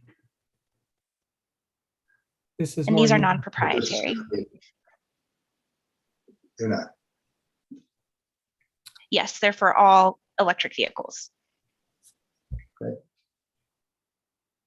How do you handle queuing with electric vehicles if you had more than 4 people who wanted to charge at the same time?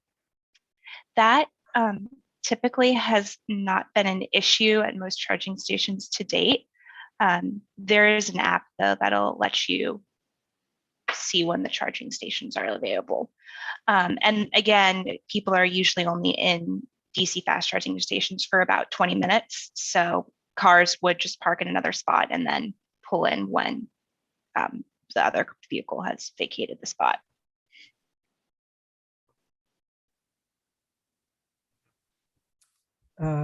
Okay. Any questions from the board? Al, I'll start with you. No, I don't. And actually, I've been doing a fair amount of studying of this topic for work-related topics. So no, I'm comfortable with what's being proposed here. Okay. Scott?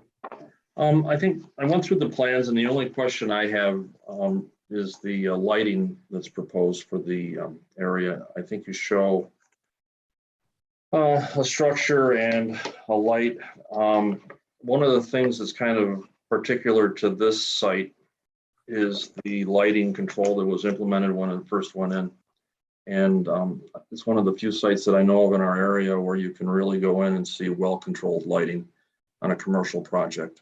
And I think if you can use the same type of cutoff light fixture that's in there now, it would be compatible with what's there. I think that would be a really good thing to do. And I think it would be in agreement with the original approval of the Yes. development. So actually on NIPA standard is to have a site light everywhere. And then in discussions, they actually discussed removing the site light. We removed it from the site plan, but we didn't remove the detail. So there is actually no site light proposed on this site because of that reason from Benderson. Well, that's great. Okay, then I don't have any more comments. Yeah, that project was very specific on how, the 25-foot poles and the phased lighting and things like that. So. And it shows, it really does. Yeah. Mm-hmm. Okay, Ernie, any comments, questions? No, that's it. Okay. Anything from the public, Susie? No, not for this application. Okay. All right. I will entertain a motion to close the public hearing. I'll move. Ernie got it first there, Al. That's all right. I'll second. Al seconds. All in favor? Always saying that. Aye. Aye. Aye. One time Ernie gets to make a motion. Well, Okay, so public hearing is chance when I closed. got it. Now, the bigger question is resolution. Wes, I didn't ask you if there are any comments from your perspective, if there's anything that was outstanding. So we did provide, Labella provided a letter. Geez, was that today? Might have been, yeah, probably today. So we did have a question. Today. Yeah. You've addressed the lighting question. Thank you very much for that. Mhm. The only other item of significance might be that it appears they're going to be relocating a tree. And I just kind of was curious if that could be labeled on the landscaping plan. I wasn't quite sure where that would be relocated to. Yeah, I did take a look at that today. And it's, sorry, my PDF is loading slowly, but it's going to be located in the island that's directly planned south of the charging stations. Okay. Looking back at the plan today, I did see how that could be confusing. Okay, no problem. Other than It's that, directly south of the charging stations. okay. That's all I have, Joe. Okay. All right, well, if that's all the comments we have, do have a resolution here, a draft resolution that I can read. Whereas the planning board made the following findings of fact, and there are at least 6 of them. Yep. There's an extra number. Scroll back up again, Sue. And there's 2 Oh. 5s. Yeah, there's 2 5s. There should be a 6 and a 7. And Labella Associates is number 7, reviewed the site plan in the letter dated October 26, 2021, and provided comments. Now therefore be resolved, the application of Lauren Sweeney, site plan entitled NIPA Charging Station, drawn by Kimley Horn, dated September 7th, 2021, received by the planning board, secretary, September 20th, 2021, planning board application 35 SP 2021 be approved with the following conditions. Conditions to be addressed before the chairman's signature on the site plan. And number 1 is standard. Number 2, that the comments in a letter dated October 26, 2021 from Labella Associates be addressed. And ongoing conditions are both standard, and be it further resolved that the planning board secretary distribute the planning board's approval letter. Do I hear a motion for that resolution? I'll move it. Scott moves. Second. Ernie seconds. All in favor? Aye. 4-0. Okay, Lauren, you're all set. Thank you all so much. I appreciate your time. Thank you. Definitely. And our last item this evening, Southgate Hills Phase 2. Applicants requesting approval to construct 15 lots on 10.14 acres under the clustering provisions, which will include all associated utilities and stormwater management. Approximately 3.99 acres will be placed in a conservation easement. This will be the second step in a 3-step process for a major subdivision. Sketch plan was acknowledged, complete August 10th, 2021. So.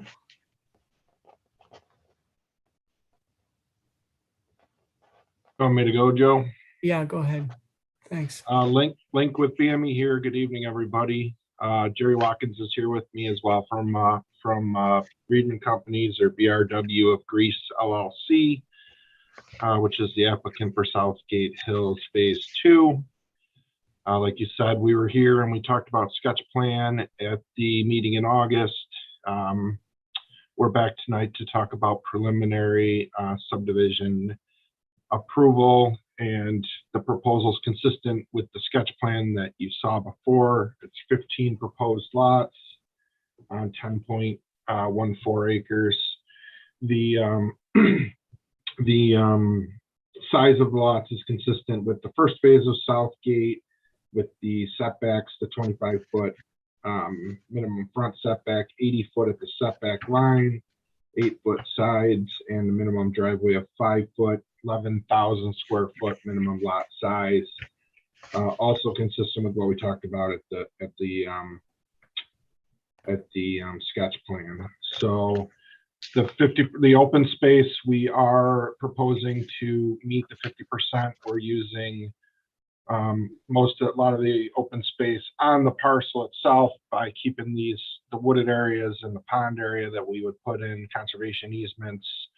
And we've also are using a little bit of the estate lot areas, which we identified on the overall plan when we went, which you saw before with the sketch, which showed the estate lots along Fountain Hill, which were all identified sort of in the overall plan of where we were going to do conservation easements. So we submitted the plan. Like Joe said, utilities are all here, sewers here, water's here, drainage. We are doing drainage. There's a pretty big area that comes through here. We're actually bypassing some of the upstream and bypassing it where it goes today, and then doing our stormwater management facility to meet our stormwater quantity and quality goals. And we have also done a landscaping plan to show where landscaping along the street. There's a few loose ends out there. The right-of-way needs adjusted by the town board, which was tabled last night, which we know we have to keep working with the town board. It's similar to what we had to do in the first phase of Southgate, because the right-of-way never seemed to get really adjusted to where the road was when the road was reconstructed at some point. So we've been working with the town board and trying to follow up on getting the right of way adjusted to where it needs to be. What we're showing is an 80-foot right of way, which is consistent with what we did at the first phase of Southgate. We've also been working with Labella on the pump station, which I think we're working through that item as well, and I'll let Wes talk more about that. But and we've got comments from most of the staff. We did get Labella comments late today. We went to county planning and we provided written responses basically today to all of the comments that we had. You know, and we'll continue to make sure we work to address any comments that we get from staff. I think we haven't seen any comments that we don't feel comfortable with working with the appropriate party to address and making sure that we're taking care of any of the comments that we've seen so far. And with that, I think that was a pretty good overview. So with that, I think we can try to help answer any of the questions the board has at this point in the process. Okay. Thanks, Link. I was just looking at drawing 2, is it? That's got the former right-of-way line that you were talking about, and it's shaded. And I'm sure we don't have it up on the screen, but it's about 0.4 acres is what it is. Yeah. So that 17,566 square feet. So the town is working through that, you said, or they've already taken care of it? The town board tabled it last night. They were supposed to do it. They're supposed to do it, but they tabled it to their next meeting. But yes, it is. They're working on it. Okay. So it just looks like it invades lots 1 and 15 significantly. So yeah, I mean, if they don't do it, then we'll. But I mean, we had to do it in the first phase, so we tried to get on it as early as we could in the process. But yeah, you know, we know it needs to be done. You know. Sure. Okay. Ernie, any questions, comments? No, I don't. Not this time. Okay. Scott? I guess the question I would have is, are you providing any sidewalks or anything like that for pedestrian usage, or I don't see anything here, so I'm assuming not. Is that correct? There's no sidewalks proposed. Okay. And the right-of-way issue is pending, but you expect that'll be resolved in your favor then? So the plat and everything would be valid as shown? Yep, that's what we're trying to work for. I think the town attorney had some questions, and we're going to have to make sure we work through them with him. And as far as landscaping, it looks like you're providing like 1 street tree per lot. Is that about right?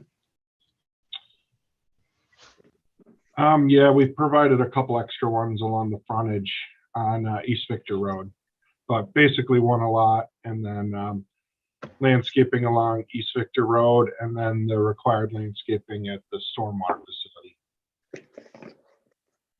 And then we tried to keep trees around the, perimeter as well, existing trees.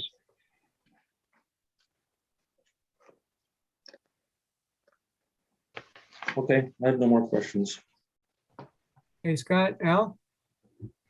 Yeah, so staying on the theme of connectivity, is there any consideration for safe passage to Auburn Trail without having to go on East Victor Road?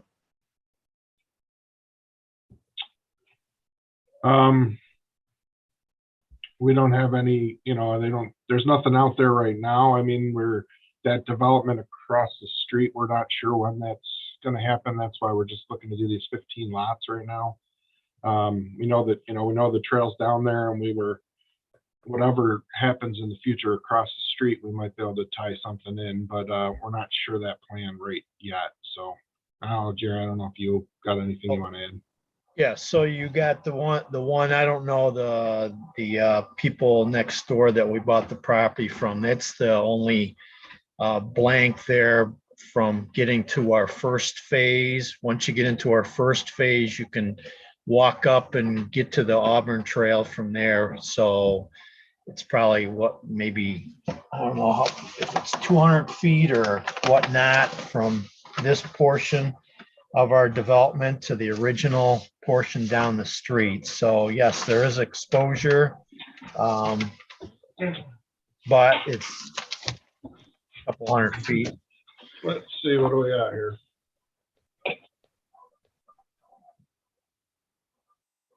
I see your name, Jerry Watkins. Could you identify yourself? Jerry Watkins with Reedman. Thank Jerry you. Watkins, Reedman.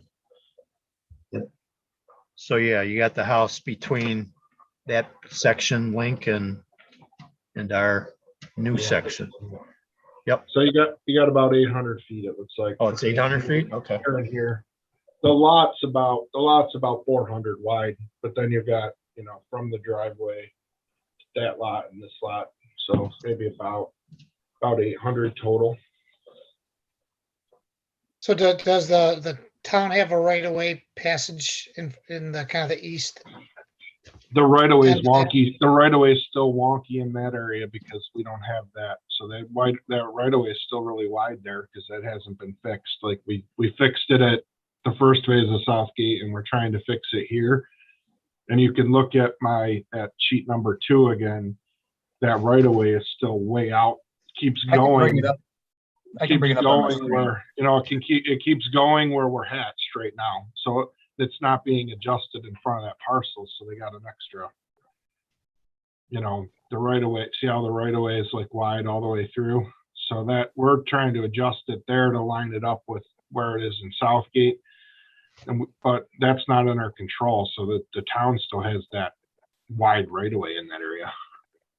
Right. So whether we contemplate some type of connectivity through there, or I guess it's the property on the east side of East Victor Road. I know that's a future development phase, but again, I'd at least like to see some options around how to connect those 15 homes into Auburn Trail for future consideration. Just again, so we don't have to walk on 15 residents walking on what can be a busy road to have safe passage. So just, I guess, give that some thought and consideration. And then the sidewalks internal to this particular phase, I know you had indicated there was no plans to do that, but again, at least, I would like to see some way to walk safely without having to walk on the cul-de-sac, right, in a dark area.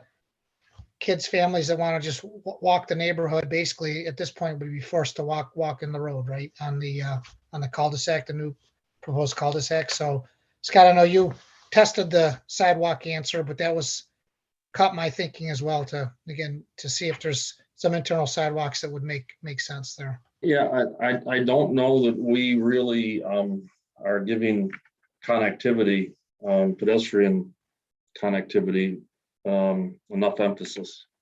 I think we're having a lot of development going on, but everybody's is really forced to walk out into the highway in order to get to where they need to go if they choose to walk. And I think I don't think that's really where we want to be going in terms of our approvals. I think we want to take a closer look at this.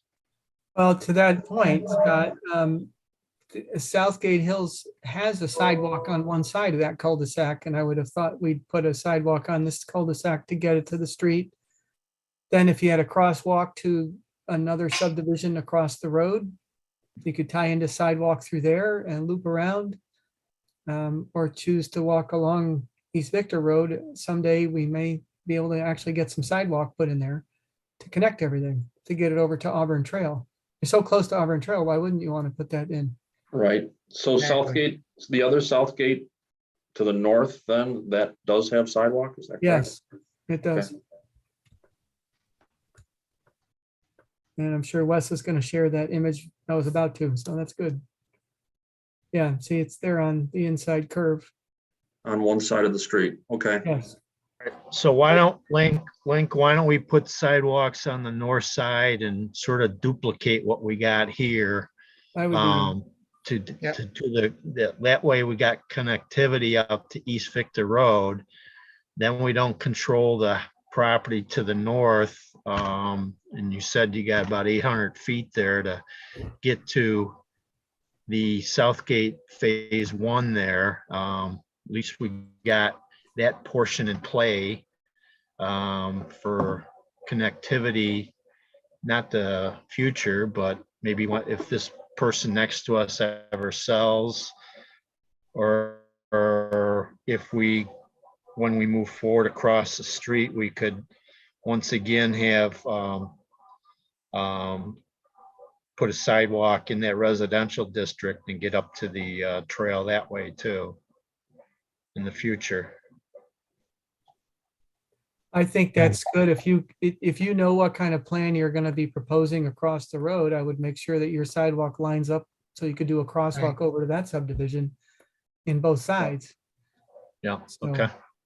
All and right, if it takes more than just to curl around that one end, like you do on the other side, on the Southgate one, to go a little further to get to a crosswalk, then I would say you might as well do it on this one or add it in when you're doing that second one to this subdivision.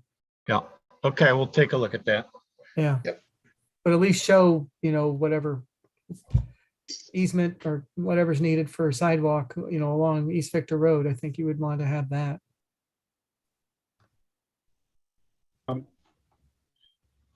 And I think we're gonna have to probably put it on the south side because that's where my water main is.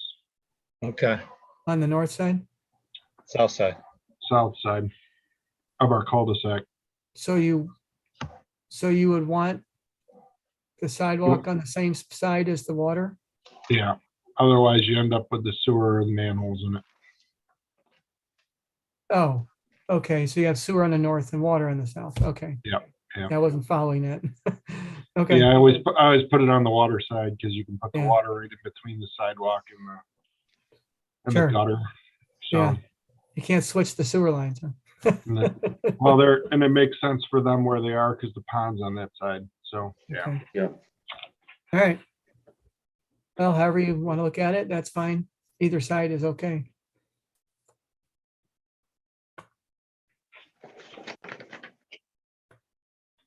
Nice. Al or Scott, anything else? No, I think I appreciate them doing that. Okay, I agree with that. I think that's a good thing to have. And we need to be more conscious of the sidewalks, especially as these areas get further developed. I mean, I wouldn't have thought this was going to be lots of development 5 years ago. Right. Before Right. Southgate 1 came in, but now here it is. So Right. the only guy that thought that was Dianetti, so. So, yeah, Jack had this already laid out, I think. So if I'm not mistaken, that used to be a quarry in that area where Southgate 1 was. Yep. Yeah, well, Okay, Wes, anything, any comments, concerns? Yeah, I can get you guys up to speed with the sanitary sewer issue, right? As you might remember, when we were evaluating Pump Station 7 in the past, we found that it was at capacity with the approvals of Bluemont Rise subdivision on Boughton Hill Road, as well as the Victor Jeep dealership on 96. So we wanted to reevaluate that, just make sure that, we're not leaving any remaining capacity. So we've asked for new pump station run times from Farmington, which we just received, because maybe there's a possibility that we can squeeze another 15 residential units and without needing to, do any upgrades to the pump station. I'm not sure. I'm not counting on it. But so I've got Mike Schaffron looking at the pump station run times and seeing if there's any remaining capacity that we can squeeze out of the pump station for this project. So stay tuned on that one. I'm not quite sure where that's going. So Wes, though there is capacity in Pump Station 7, or you're not sure yet? No. There's as of today, based on previous determinations, there is no capacity, right? But so we're just kind of double checking that with updated updated run times, right? We got the Yeah. last time we got run times from Farmington, I think was a couple of years ago. So we just wanted to see if there's any improvement in that. Obviously, there's been more development since then. Some new homes have come online, but those were all accounted for, right, in the Yeah. previous calculations. So we're just seeing, right? I know Farmington has done some work on their I&I problem in the past, right? So maybe there's been some capacity that's been found with whatever improvements have gone on in that regard. So we're taking a look at that, right? Maybe So we can Southgate squeeze- 1 is already hooked up to the sewer line, right? Yeah. Yeah, okay. Yep. And it, as I recall, it's been constructed all the way down to Mountain Hill Road. That's right. Yeah, they just put in, the developer just installed the sanitary sewer that goes to Bluemont Rise. Yeah, okay. Yep. Where is the actual pump station? Up That's on at the corner of East Victor Road and 96. Okay, it's up there. All right. Yeah. So beyond that, I think we had a little bit of a concern with regard to site distance on where the proposed road comes out onto East Victor Road. And I don't know if Link's got any a response yet to that, but that's something we kind of observed, and we want to be sure there's adequate site distance and stopping distance for that intersection. Yeah, we're gonna look at that a little more. I think there was some vegetation and stuff in the way, so we'll probably take a look at it and see if there's something we can do to make sure there's no problem to the north. It's a little bit short to the south around that bend. Yeah. So we measured it, but I think there was some things in the way. So we might try to see if we can get some brush and things out of the way to get that site distance to where it needs to be to make sure it's safe. So okay. And are you proposing two different types of conservation easement areas, or what's the proposal for the conservation easements? I noticed one is on a stormwater, kind of over top the stormwater management facility, and the other is, the other area seems to be going to be left alone. yeah, I think we'll work with the conservation board on that, but I would assume we'll have a couple different types because they're going to want to mow that storm. We're going to want to maintain the stormwater, or the HOA, or they're going to want the homeowners are going to want to mow that. So we're not going to want the most strict easement on that.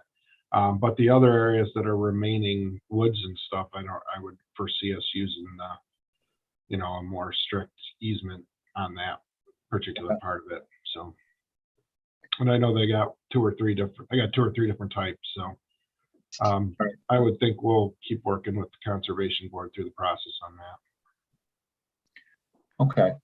I think we also observed, just as a comment for the planning board, we observed that towards the middle of the site, I'll call it the middle, I think there's about 15 feet of fill. Maybe is that about right, length? And then there's also a 30-inch stormwater pipe that'll be conveying flow from the south portion of the project parcel up to the north. It looks like the fill is going to be done in 12-inch lifts, compacted, and the way it's proposed, we don't see a problem. I had our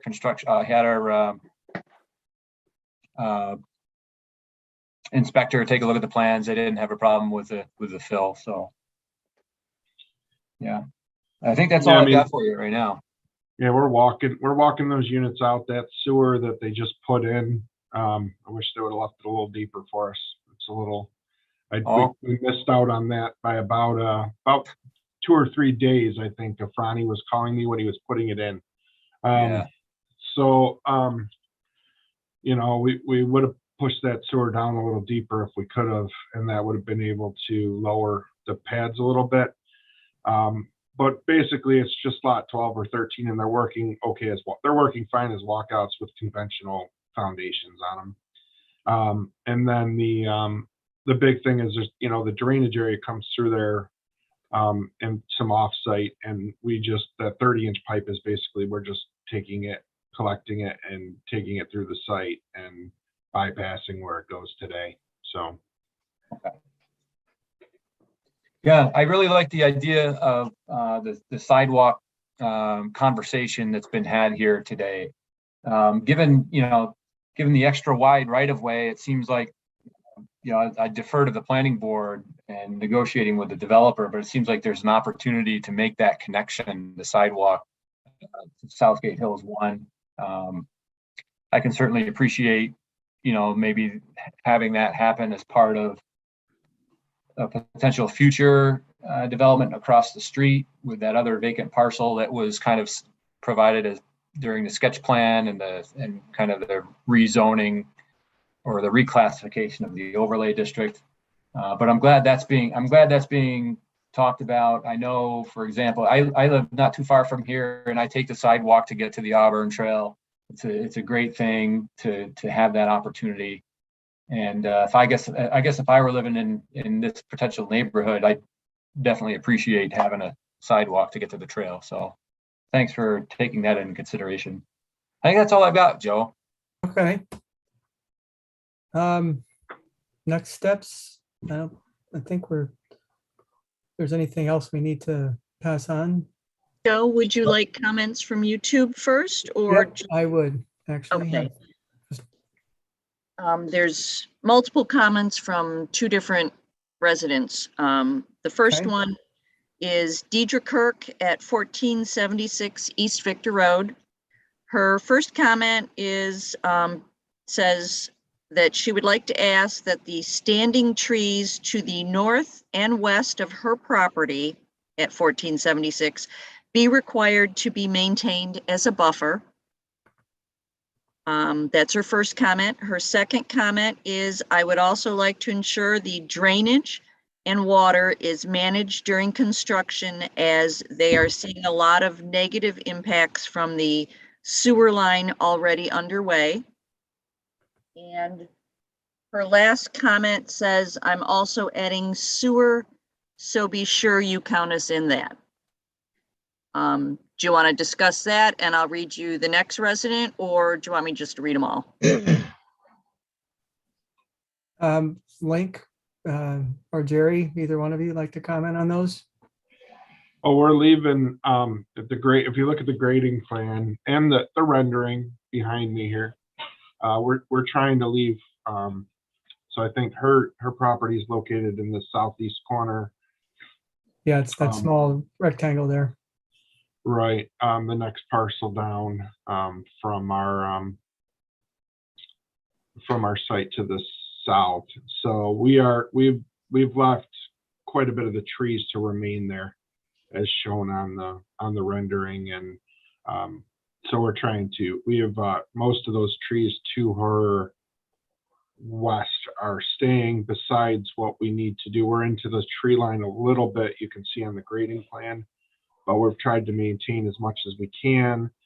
We are doing some grading just to make sure that we're going to be able to improve that drainage behind her, because that is a pretty big drainage swale that comes through, like that hole in the tree line you can see there. That's like a pretty good drainage way that you can see. So we're doing what we need to do to make sure we're picking that up and bypassing it through our site. So that's why we're clearing some of that to try to make sure to get that drainage collected and away from there. Okay. Next question, Susie. Okay, the next one is from Dave Wright, 33 Ketchum Street, and he says, Victor Hiking Trails strongly encourages the developer to provide sidewalks on the cul-de-sac as well as on the west side of East Victor Road from the development to the Auburn Trail. And he went on to say that these comments were previously submitted to the planning board. And he said also, it would be desirable to have a town trail easement on lots 8 and 9 for a future trail to the Auburn. And then his last comment is if a resident wants to walk on the Auburn to the east, they won't walk on the sidewalk of Southgate Phase 1.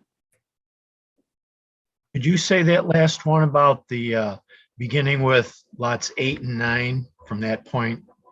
He said it would be desirable to have a town trail easement on lots 8 and 9 for a future trail to the Auburn. That's at the end of the cul-de-sac. Yeah, I'm not Yeah. sure why that would be. Is he talking about going from the cul-de-sac to the western property line along the property line between 8 and 9? Yeah, there's a stormwater management facility there. That's not you can't get to the Auburn Trail from there. There's a creek out there.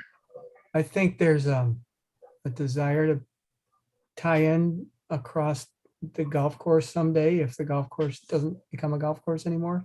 They're just looking to have an easement. And I don't know whether you could do that same thing with the access path to the pond on the north side of the property. In lieu of having it, I guess I'd ask Dave if he would clarify that, or perhaps submit another question or comment to where Yeah, what he's I actually don't talking see about. I don't see going through private property lots 8 and 9. That doesn't. Well, it's pretty tight there, and it's right between two driveways, as you're showing it. Mhm. So I don't know, Dave, if that's very practical or not, but Yeah, not in today's world with everybody what goes on out there. I know why he's asking, but Oh, he says it will require permission from the golf course. Yeah. yeah. How about from the end of the grass 15-foot access maintenance strip along the pond on the north side there? I agree. Because you could go from a sidewalk along East Victor Road, then up that walkway. That would be a convenient easement, honestly. Hey, could you tell me where we're going to here on the golf course? What is the need for that? What's out there that somebody wants to get to? I'll just make my thought here. I just wanted to share that I would suggest that if the long-term intent is to have pedestrian infrastructure that gets to the Auburn Trail via a sidewalk or sidewalks near the roadway, that might eliminate the need for a trail that goes kind of backlot through the woods and creek, Yeah, is exactly. this the location where you want where the town wants to have a backlot trail? Yeah, I mean, that's only a congregating spot for kids and everything else. And you're right, Wes, you keep it out in the open there along the roads, not in somebody's backyard or side yards. Well, your grading plan shows a pretty good drop off the cul-de-sac too. So it's even if you go to the end of the access trail to the retention pond, it drops right off about 10 feet from that trail down. Looks like a 1-on-3 or 1-on-4, something like that. About 30 foot of drop between that cul-de-sac, grade up by the cul-de-sac and down to that creek. Yeah, people aren't going to want people in their backyards like that or side yards or whatnot. Yeah, I think Wes's comment is what we all kind of pictured when we talked about getting a sidewalk to East Victor Road and then running up to the other parcel or other development and then onto the trail. Right, exactly. So I'd love to see a sidewalk put in to connect the two developments on the west side of the road. Dave made one more comment. Sure. He said it would be desirable for those residents to be able to access the woods. Once again, it's private. They're going to be private lots, and I don't see that that's something that people would find desirable to be going through your neighbor's property. Yeah, I think that we can. Oh, yeah, he said a single track through the woods is different than a sidewalk. Yeah. Even so.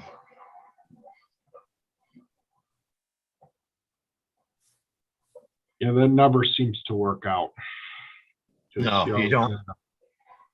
You always end up with people getting angry if they got people walking through their property. Well, we went through this with another property where the kids were finding a new hangout, and you don't want that. I guess I'm wondering what the agreement with the golf course would be. Why would they want pedestrians on the golf course? People are playing golf. Right. Put them on a controlled trail. That would be the No, it's- Auburn. Liability. Somebody gets clunked in the head with a golf ball.